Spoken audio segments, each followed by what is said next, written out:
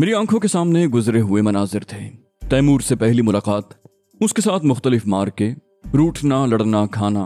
अब मेरे चारों तरफ एक भयानक खला थी। मेरी हालत रफ्ता रफ्ता ऐसी हो गई थी कि मुझे इर्द गिर्द की खबर न रही। ऐसा लग रहा था जैसे अचानक हर तरफ सन्नाटा तारी हो गया हो। मुझे लोगों के सिर्फ होंठ हिलते दिखाई दे रहे थे, उनकी आवाजें कानों तक नहीं पहुंच रही थीं। अचानक मेरे कंधे पर किसी ने हाथ रख दिया। मैंने बमुश्किल गर्दन घुमाकर देखा।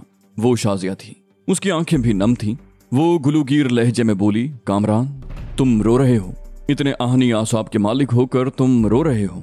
चलो उठो, घर चलें। यहाँ के मामलात से भाईजान निमट लेंगे। मैं ख्वाब के से आलम में वहां से उठ गया। फिर मुझे नहीं मालूम कि मैं किस तरह घर तक पहुंचा। मुझे दोबारा नॉर्मल होने में तकरीबन 1 घंटा लग गया। इसमें शाजिया का बहुत हाथ था। उसने मुझे 2 दफा गरम गरम कॉफी पिलाई थी और मुस्तकिल मेरी दिलजोई कर रही थी। जीरा लौटा तो बहुत थका हुआ लग रहा था। मैं उस वक्त तक फैसला कर चुका था कि ग्लोरिया को दुश्मनों के चुंगल से निकालूंगा और ये काम मैं तन्हा करूंगा। मुझे अब जीरे के किसी साथी पर भी एतमाद नहीं रहा था। मैंने अपने इस ख्याल का इजहार जीरे से भी किया। मैंने कहा, जीरे, अपने तमाम दोस्तों से कहो कि यहाँ से चले जाएं। मैं अकेला ही सबसे निमट लूंगा। मुझे तुम्हारी भी जरूरत नहीं है। मेरा लहजा तल्ख और सर्द था। जीरे ने अफसुर्दगी से कहा, आप ऐसी बातें करके मुझे तकलीफ क्यों पहुंचा रहे हो कामरान साहब? ये सब मेरे दोस्त हैं, मुझे इन पर भरोसा है। अगर आप इनसे काम नहीं लेना चाहते तो न लें, मगर मुझे तो यूं न धुतकारें। फिर वो लहजा बदल कर बोला, ये मेरे जिगरी दोस्त जरूर हैं, मगर इनमें से किसी ने वादा खिलाफी की तो वो अच्छी तरह जानता है कि ऐसे लोगों के साथ क्या सलूक करता हूँ। मुझसे वादा खिलाफी करने वाला ज्यादा दिन इस दुनिया में नहीं रहता। जीरे के साथियों में से एक आदमी ने कहा, उस्ताद ठीक कह रहा है कामरान साहब, हम में दुनिया का हर ऐब मौजूद है। हम कत्ल, डकैती, अगवा सब कुछ कर सकते हैं, मगर उस्ताद को धोखा नहीं देते। आप बार बार ये बात करके हमारी तौहीन कर रहे हैं। खानू ने नहीफ लहजे में कहा, ये बात तो मैं भी कहूंगा। हम दोनों ने एक दूसरे के साथ अच्छा सलूक नहीं किया, मगर जिस दिन भी मुझे धोखा देने का ख्याल आया, मैं अपने रिवॉल्वर की एक गोली खुद अपनी ही खोपड़ी में उतार लूंगा। समझ लो कि जीरे ने हमसे कोई बात की ही नहीं है, बल्कि हम यहाँ आए ही नहीं। न हमें मालूम है कि जीरे का कोई घर भी है। फिर एक एक करके उन सब ने मुझसे हाथ मिलाया और वहां से रवाना हो गए। हर आदमी ने जाते हुए भी यही कहा कि जिंदगी में किसी भी वक्त और किसी भी जगह हमारी जरूरत पड़ी तो आप हमें मौजूद पाएंगे। उनकी रवानगी के बाद घर में मौत का सन्नाटा तारी था। मैं दीवार से टेक लगाकर बैठ गया। बाहर का सन्नाटा मेरी रूह में उतर रहा था। दिमाग बिल्कुल खाली होकर रह गया था। ग्लोरिया की गुमशुदगी और तैमूर की मौत ने गोया मुझे भी जीते जी मार दिया था। आज मुझे शिद्दत से एहसास हो रहा था कि मैं कितना तन्हा हूँ। जीरा, दिलावर और दूसरे लोग महज वक्ती साथी थे, जैसे सफर के दौरान एक दूसरे से आशना हो जाते हैं। ये जरूर है कि बज़ाहिर मैं अकेला नहीं था, मगर तैमूर और ग्लोरिया तो मेरे बाजू थे। बगैर बाजुओं के इंसान कितने दिन जी सकता है और कितनी आफात का मुकाबला कर सकता है। मेरे पीछे तो दुनिया की शफ़ाक तरीन और जदीद तरबियत से आरास्ता एजेंसीज थी। मैं तन्हा कब तक उनका मुकाबला कर सकता था? तभी शाजिया की आवाज ने मेरे ख्यालात का सिलसिला तोड़ दिया। ये कॉफी लें। मुझे उस वक्त कॉफी की जरूरत भी महसूस हो रही थी। मैंने उसका शुक्रिया अदा किया और कॉफी ले ली। उसकी आमद पर मुझे एहसास हुआ कि कमरे में अब तक मेरे सिवा कोई नहीं था। मैंने पूछा, जीरा कहाँ है? वो बोली, भाई शायद किसी को टेलीफोन करने गए हैं। अपनी कॉफी का मग लेकर शाजिया भी वहीं बैठ गई। बोली, तुम किन सोचों में गुम हो? उसने फिर मुझे तुम कहकर मुखातिब किया। फिर बोली, परेशानियां और उलझने सोचने और उदास होने से नहीं बल्कि अमल से हल होती हैं। मैं एकदम तल्ख हो गया। मैंने कहा, अब मैं क्या करूं और किसके लिए करूं? मैं समझता था कि ये मेरा मुल्क है। मैंने इस धरती पर जन्म लिया है और इसका मुझ पर कुछ कर्ज है, मगर ये मुल्क तो जागीर है चंद खानदानों की जो इसे दोनों हाथों से लूट रहे हैं। मुझसे कोई सरफिरा कुछ करना भी चाहे तो ये दौलत के पुजारी उसे सफाए हस्ती से नाबूद करवा देते हैं। उसे वतन दुश्मन और गद्दार करार देकर न सिर्फ खुद उसके सर के तलबगार होते हैं बल्कि अपने गैर मुल्की आकाओं के जरिए भी उसकी नाकाबंदी करवा देते हैं ताकि उस सांप का सर कुचलने में उन्हें आसानी हो। जब तक मैं वाकई दहशतगर्द था, किसी सरकारी इदारे के कान पर जूं भी न रेंगी कि इस नाम का कोई आदमी भी है जो अवाम में मौत बांट रहा है। मगर जब मैंने मुल्क के मफाद की खातिर कुछ करना चाहा तो यूं लगा जैसे कामरान कोई नादीदा और पुरस्कार वजूद है जो इन सब को खा जाएगा। लिहाजा उन्होंने सोचा कि उससे पहले इसका किस्सा ही खत्म कर दो। शाजिया हंसकर बोली, बहुत जबरदस्त तकरीर करते हो तुम तो। अगर इस तकरीरी मुकाबले की जज मैं होती तो तुम्हें पहला इनाम देती।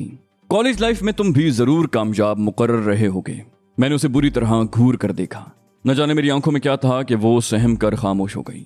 मैंने भिन्ना कर कहा, मेरा दिल जल रहा है और तुम्हें शोखियां सूझ रही हैं। मैं जिंदगी के ऐसे मोड़ पर खड़ा हूं जहां न कोई हम नफस है न हमदम। मैं तो बिल्कुल अकेला होकर रह गया हूं। मेरी आवाज भर आई। शाजिया ने कहा, तुम खुद को तन्हा क्यों समझते हो? उसने अचानक मेरा हाथ थाम लिया। बोली, मैं भी तो तुम्हारे साथ हूं और मरते दम तक साथ निभाऊंगी। मैंने भी मजबूती से उसका हाथ थाम लिया। फिर जैसे अचानक मुझे होश आ गया। मेरा अजीज तरीन दोस्त तैमूर मौत की अंधी वादी में गुम हो गया था। मैंने आहिस्तगी से शाजिया को खुद से दूर करना चाहा। वो बोली, मुझे खुद से अलग ना करो कामरान। मैंने उसी वक्त से तुम्हें अपना आइडियल मान लिया था जब पहली दफा तुम्हारी तस्वीर अखबार में देखी थी। मैंने जरा सख्ती से उसे खुद से अलहदा करते हुए कहा, होश में आओ शाजिया, तुमने कोई नशा तो नहीं कर लिया?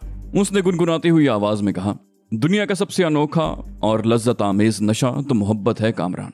मैंने कहा, तकरीरी मुकाबले में जीत कर तुम इतनी बेबाक हो गई हो कि मोहब्बत के मौजू पर भी तकरीर कर रही हो। फिर ये तो सोचो, तुम मेरे दोस्त की बहन हो और अभी बहुत छोटी हो। इतनी सी उम्र में ये बातें जेब नहीं देती। वो बोली, दुनिया की तमाम लड़कियां किसी न किसी की बहन और बेटी होती हैं, और तुम्हारे ख्याल में कितनी छोटी हूं मैं? क्या तुम्हें फीडर नजर आता है मेरे मुंह में? मैंने झुंझुला कर कहा, बहरहाल मेरी और तुम्हारी उम्र में खासा फर्क है। वो बोली, तुम्हारी उम्र इस वक्त 25 साल है। ये मेरा ख्याल नहीं बल्कि हुकूमत पाकिस्तान का रिकॉर्ड है। अखबार में जब तुम्हारी जिंदा या मुर्दा गिरफ्तारी पर इश्तिहार छपता है तो उसमें तस्वीर के साथ उम्र का भी जिक्र होता है। मैं इस वक्त 19 साल की हूँ, मगर फर्क यह है कि मैं शाजिया हूँ, ग्लोरिया नहीं। वो अफसुर्दगी से बोली, देखो हमारी इस फजूल गुफ्तगू में कॉफी ठंडी हो गई, मैं दूसरी कॉफी बनाकर लाती हूँ। वो उठी और किचन की तरफ चली गई। मैं खुद भी यही चाहता था कि वो यहाँ से चली जाए। उसने तंजिया अंदाज में ग्लोरिया का नाम लिया था, मगर मुझे ये एहसास जरूर दिला गई थी कि मैं यहाँ बैठकर वक्त जाया कर रहा हूँ। पीटर ने अब तक उस पर इतना तशद्दुद किया होगा कि वो अपना नाम तक भूल गई होगी। ग्लोरिया का ख्याल आते ही मैं तड़प कर खड़ा हो गया और इस तरह के आलम में टहलने लगा। मेरी समझ में नहीं आ रहा था कि मैं ग्लोरिया तक कैसे पहुंचूं। एसपी के जरिए उसका सुराग लगाने के इम्कानात थे। मैं नए सिरे से एसपी को अगवा करने की मंसूबाबंदी करने लगा। मैंने तय कर लिया था कि ये काम मैं अकेला ही करूंगा और एसपी को अगवा करने के बाद किसी ऐसे वीराने में ले जाऊंगा जहां उसकी चीखों पुकार दूसरों तक न पहुंच सके। मैंने शलवार सूट उतार कर दोबारा जीन्स और जैकेट पहनी।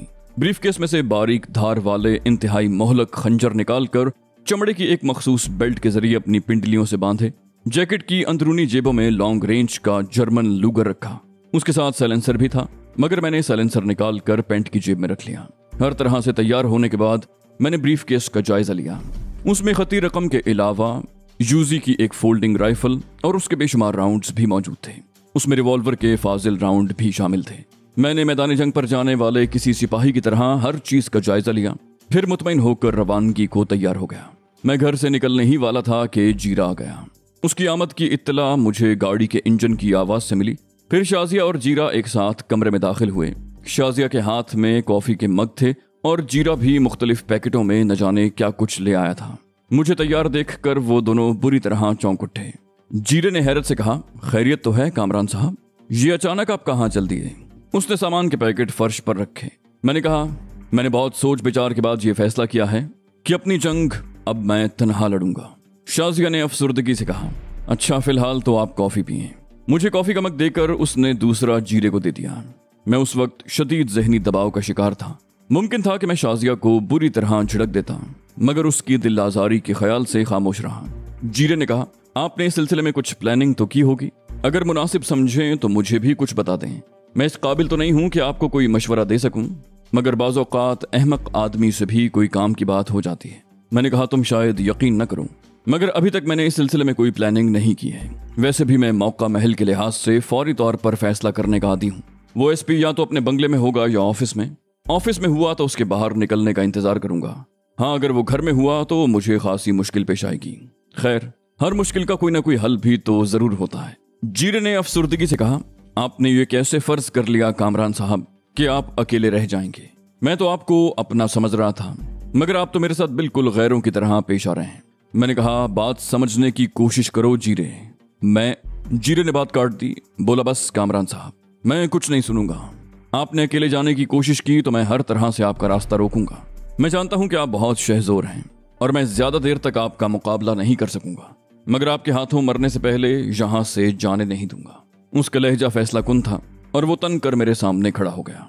वो तनतोष में मुझसे कम नहीं था। उसके तेवर बता रहे थे कि जो कुछ उसने कहा है उस पर अमल भी कर गुजरेगा।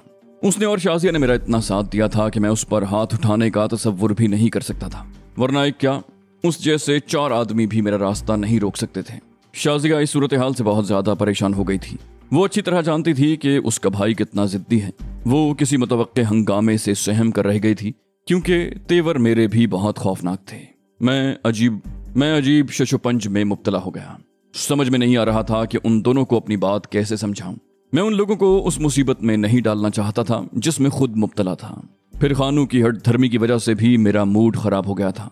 मैं दिल ही दिल में खुद को लानत मलामत करता रहा कि जब हमारा अपना फ्लैट मौजूद है तो हमें यूं दरबदर भटकने की क्या जरूरत थी। उस वक्त ग्लोरिया ने मुझे कुछ सोचने का मौका ही नहीं दिया था। न जाने वो क्या सोचकर अपना फ्लैट छोड़कर दिलावर के पास भागी गई थी। शायद उसे खदशा था कि पुलिस या पीटर का कोई आदमी हमारे ताकुब में फ्लैट तक न पहुंच जाए और हम उस आर्जी गोशाए आफियत से महरूम हो जाएं। मैं चंद लम्हों तक आंखों में आंखें डाले जीरे को घूरता रहा। फिर तवील सांस लेकर फर्श पर पड़े हुए गद्दे पर ढह गया और शिकस्त तस्लीम करने वाले अंदाज में कहा, मैंने तो ये फैसला तुम्हारी और खास तौर पर शाजिया की भलाई के लिए किया है। अगर तुम्हें मेरे साथ ख्वार होने और दरबदर की ठोकरें खाने का इतना ही शौक है तो मुझे भला क्या एतराज हो सकता है। मेरे इस फैसले से वो दोनों इंतहाई खुश हो गए। फिर जीरा बोला, ये मालूम करना तो कोई मुश्किल नहीं है कि एसपी घर पर होगा या ऑफिस में, मगर इसके लिए एक मर्तबा फिर पीसीओ तक जाना होगा। मैंने कहा, तुम्हारी बजाय अगर शाजिया एसपी को फोन करे तो बेहतर होगा, क्योंकि पुलिस वाले खवातीन की बात ज्यादा हमदर्दी से सुनते हैं। एसपी अगर वाकई ऑफिस में हुआ तो शायद शाजिया को बात करने का मौका भी मिल जाए। जीरे ने कहा, आप यहाँ ठहरें, हम एसपी ऑफिस में फोन करके आते हैं। उनकी रवानगी के बाद मैंने गेट बंद किया और सारी लाइट्स भी ऑफ कर दी। उनके जाते ही पूरे घर में एक मुहीब और पुरहौल सन्नाटा तारी हो गया। तन्हाई में मुझे फिर गुजरे हुए वाकयात याद आने लगे। तैमूर याद आया तो बेख्तियार मेरी आंखों में आंसू आ गए। फिर तो गोया आंसुओं के आगे बंधा हुआ बंद टूट गया और मैं इस बुरी तरह रो दिया कि मुझे अपनी ही आवाज अजनबी लगने लगी। उन लोगों के सामने तो मैं खुलकर अपने दोस्त की मौत का सोग भी नहीं बना सकता था।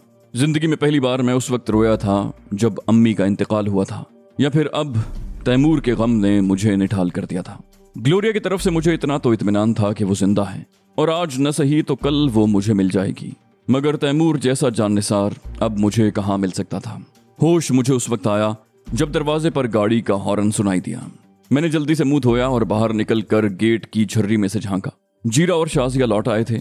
मैंने आगे बढ़कर गेट खोल दिया। शाजिया ने गाड़ी से उतरते हुए पूछा, ये आपने तमाम लाइट्स क्यों ऑफ कर रखी हैं? मैंने मुख्तसरन कहा, बस एहतियातन, तुम लोगों की बजाय कोई और भी तो यहाँ आ सकता था। इस दौरान में जीरा गेट बंद करके वापस आ गया। मैंने कमरे में पहुंचकर लाइट ऑन करते हुए पूछा, हाँ अब बताओ, कोई काम की बात मालूम हुई?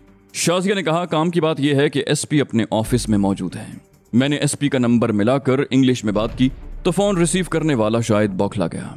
न जाने हम लोग इंग्लिश सुनकर इतने मरूब क्यों हो जाते हैं। फिर मेरा लहजा भी तहक्कुमाना था। उस बेचारी की मजबूरी ये थी कि वो यस और नो के अलावा कुछ बोलने का अहल भी नहीं था। उसने कॉल फौरन एसपी को ट्रांसफर कर दी। मैंने एसपी से खालिस अमेरिकन लहजे में बात की और कहा कि मैं उससे एक अहम मामले के सिलसिले में मिलना चाहती हूँ। अगर अभी वक्त हो तो अभी आ जाऊं।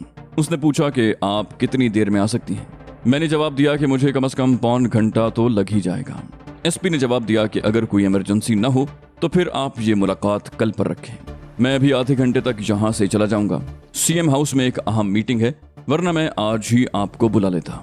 मैंने कहा, जीरे, तुम्हें तो मालूम है कि एसपी आने जाने के लिए कौन सा रूट इस्तेमाल करता है। अब ये सोचो कि हम उसे कहाँ घेर सकते हैं। जीरा बोला, वो भरी पूरी शाहराहों से गुजरेगा। अभी इतना ज्यादा वक्त नहीं हुआ कि सड़कों पर ट्रैफिक कम हो। मैंने पुरख्याल अंदाज में कहा, फिर इसकी एक ही सूरत है, हम किसी सिग्नल पर अपना काम कर सकते हैं। जीरे ने कहा, इसके लिए सिग्नल का बंद होना भी शर्त है। मैंने कहा, वो बात का मसला है। फौरी तौर पर तो यहाँ से निकलो। अगर हमें रास्ते में कोई मौका न मिला तो हम उसके घर के नजदीक घात लगाकर बैठ जाएंगे। शाजिया ने कहा, गुड आइडिया, बल्कि हम यही करते हैं। वो डिफेंस में रहता है, वहां इतनी भीड़ भाड़ नहीं होती। मुझे भी उसकी तजवीज से इत्तेफाक था। हम लोग उजलत में वहां से निकले कि अगर एसपी ने शाजिया को टालने के लिए मीटिंग का बहाना भी बनाया हो तो हम उसे बर वक्त घेर सकते हैं। इस मर्तबा स्टीयरिंग मैंने संभालने की कोशिश की, मगर शाजिया ने कहा कि गाड़ी मुझे ड्राइव करने दो। अगर तेज रफ्तारी की वजह से किसी सार्जेंट ने रोका भी तो वो मुझसे ज्यादा बहस नहीं करेगा। मुझे ये देखकर हैरत हुई कि वो इंतहाई माहिर ड्राइवर थी और गाड़ी इंतहाई बर्क रफ्तारी से दौड़ा रही थी। हम लोग आधे घंटे से भी कम वक्त में डिफेंस पहुंच गए। जीरे को एसपी के बंगले का भी इल्म था। हम उसके बंगले के सामने से गुजरते चले गए। वो डिफेंस फेज 5 का इलाका था जो उन दिनों आबाद नहीं था, मगर तामीराती काम तेजी से जारी था और हर जगह नामुकम्मल मकानात मौजूद थे। एसपी के बंगले से 2 बंगले छोड़कर एक प्लॉट ज़ेरे तामीर था। उसका स्ट्रक्चर खड़ा हो चुका था। शाजिया ने गाड़ी 2 बंगलों के दरमियान इस अंदाज में पार्क की कि दोनों के मकीन यही समझें कि पड़ोस में कोई आया है। दूसरा मसला ये मालूम करने का था कि एसपी घर पहुंचा है या वाकई मीटिंग में है। इस मुश्किल का हल भी शाजिया के पास मौजूद था। वो टहलती हुई एसपी के बंगले पर पहुंची और वहां मौजूद गार्ड से एसपी के बारे में दरियाफ्त किया। कुछ शाजिया के हुस्न और कुछ लहजे के तहक्कुम से कांस्टेबल एकदम मरूब हो गया। बोला, साहब तो जी अभी ऑफिस से नहीं आए, आप उनका इंतजार करना चाहें तो मैं आपको अंदर भिजवा देता हूँ। शाजिया बोली, उसकी जरूरत नहीं है, मैं कल किसी वक्त आ जाऊंगी। तुम उन्हें बता देना कि मिस शिराजी आई थी। ये कहकर वो हमारी तरफ आने की बजाय सीधी चली गई। वो लोग इतनी तेज आवाज में बात कर रहे थे कि मुझे आवाज वहां तक सुनाई दे रही थी। शाजिया एक लंबा चक्कर काट कर दोबारा हमारे पास आ गई। फिर हम लोग बेचैनी से एसपी की वापसी का इंतजार करने लगे। मेरे लिए सबसे ज्यादा सब्र आजमा और कठिन काम यही था। हम लोग गाड़ी से उतरकर ज़ेरे तामीर बंगले की ओट में बैठ गए थे। वहां अगर कोई चौकीदार था भी तो अंदर था। मैंने वक्त गुजारी के लिए जीरे से इधर उधर की बातें शुरू कर दी, मगर अपनी आवाज सरगोशी से ज्यादा बुलंद न होने दी। मैंने उससे कहा, यार तुम अच्छे खासे पढ़े लिखे आदमी हो, अच्छे खानदान से ताल्लुक रखते हो, ये नजीर से उस्ताद जीरा क्यों बन गए? वो बोला, आप तो इन लोगों की नफ्सियात से खूब वाकिफ होंगे जिनके दरमियान मेरा वक्त गुजरता है। उनके लिए उस्ताद का लफ्ज बहुत अहमियत रखता है। फिर नजीर में वो बात भी नहीं जो जीरे में है। मैंने कहा, मगर मेरे लिए आज से तुम सिर्फ नजीर हो। मुझे अच्छा नहीं लगता कि मैं तुम्हें जीरा कहकर मुखातिब करूं। वो बोला, ठीक है आप। नजीर ने कुछ कहना चाहा मगर तड़प कर खड़ा हो गया। मैंने जीप के इंजन की खफीफ सी आवाज सुन ली थी। आवाज से अंदाजा हो रहा था कि अगर वाकई वो जीप इस तरफ आ रही है तो उसे यहां तक पहुंचने में कम से कम 2 मिनट लगेंगे। मैं फोल्डिंग राइफल पहले ही जोड़ चुका था। मैंने नजीर से पूछा, नजीर निशाना कैसा है? वो झेप कर बोला, मेरे से अच्छा निशाना शाजिया का है। मैंने रिवॉल्वर पर भी साइलेंसर फिट कर दिया। मैंने वो शाजिया की तरफ बढ़ा दिया। कहा, तुम सिर्फ जीप के टायरों को निशाना बनाओ, उसके गार्ड से मैं निमट लूंगा। रिवॉल्वर लेकर शाजिया अंधेरे में अपनी गाड़ी की तरफ दौड़ी और उसकी ओट में घात लगाकर बैठ गई। उसके दौड़ने और घात लगाने का अंदाज कुछ ऐसा था कि मुझे बेख्तियार ग्लोरिया याद आ गई। खतरे के मौके पर वो भी यूं ही चीते की तरह चौकन्नी हो जाती थी। जीप की आवाज अब बहुत वाज़ेह हो गई थी। न सिर्फ आवाज बल्कि उसके हेडलैंप्स की रोशनी से पूरी सड़क रोशन हो गई थी। वहां अगर बजरी का ऊंचा ढेर न होता तो ऐन मुमकिन था कि एसपी खुद या उसके गार्ड्स हमें देख लेते। दूसरे ही लम्हे पुलिस की जीप हमारे सामने थी। एसपी अगली नशिस्त पर ड्राइवर के साथ बैठा हुआ था। 2 गार्ड्स पिछली सीट पर थे, मगर वो दोनों ही बहुत बेफिक्र थे। उनकी राइफलें कंधों पर झूल रही थीं।